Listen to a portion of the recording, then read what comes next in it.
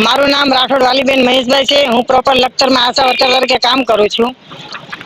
મારે આ સરકારને એટલું જ કહેવાનું કે કાલે 8 માર્ચ છે, એટલે કે વિશ્વ મહિલા દિવસ। તો વિશ્વ મહિલા દિવસમાં આ સરકાર એવું કહેવા માંગે છે કે અમે મહિલાનું સશક્તિકરણ કરીએ છીએ, કે મહિલાને અમે સક્ષમ કરે છે। પણ એ જ્યારે આંગણવાડી વર્કર અને આશા વર્કરનું શોષણ કરે છે, તો ત્યારે એમને મહિલા સશક્તિકરણ યાદ નથી આવતું।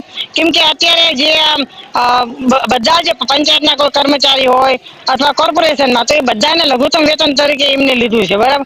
તો આ આશા વર્કર અને આંગણવાડી વર્કર, તો એ ટોટલ શું કહેવાય કે જે બાળક પેટમાં હોય માતાની, ત્યાંથી આશા વર્કર એનું ધ્યાન રાખતી હોય કે એ બાળક જન્મી જાય, એનું વેક્સિન થઈ જાય, જ્યાં સુધી બાળક 5 વર્ષનું ના થાય ત્યાં સુધી આશા વર્કર એનું ધ્યાન રાખે છે।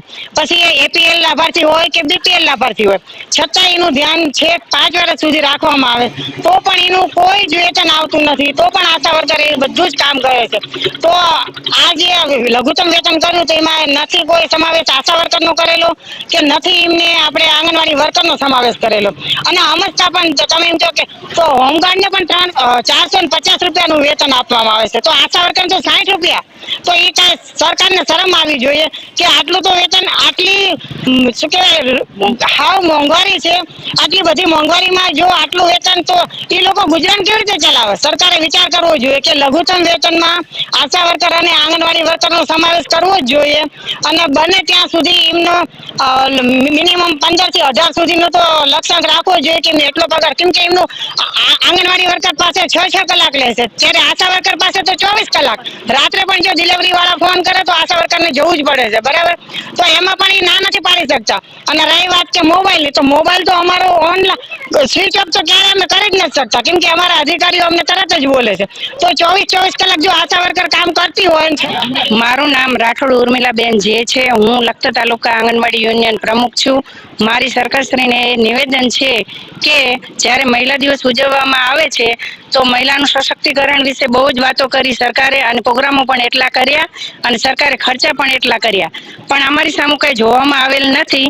અમારી યોજના આઈસીડીએસ યોજના 1975 થી ચાલુ છે, તો આજે એના 49 વર્ષ થયા, તો પણ અમને હજુ લઘુત્તમ વેતન જ મળે છે। અમને લઘુત્તમ વેતનમાંથી 15-20 હજાર તો પગાર કરી જ દેવો જોઈએ।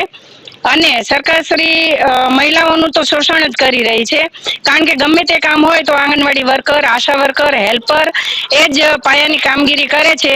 અને સરકારના પ્રોગ્રામમાં પણ આંગણવાડી વર્કર, આશા વર્કર હોય છે, અને તેમ છતાંય એમના બધા જ કામમાં અમે સાથ સહકાર આપીએ, તો પણ અમારી કોઈ પણ આ બજેટમાં ધ્યાન દે અને અમારા પગારમાં કે કોઈ પણ જાતમાં વધારો કરેલ નથી। તો સરકારશ્રીને મારી માંગણી છે કે અમારો પગાર વધારે, અને અમને સારા મોબાઈલો આપે, અને અમે કામ કરવા તો માંગીએ જ છીએ, પણ એ પ્રમાણે અમને વેતન આપવું જરૂરી છે।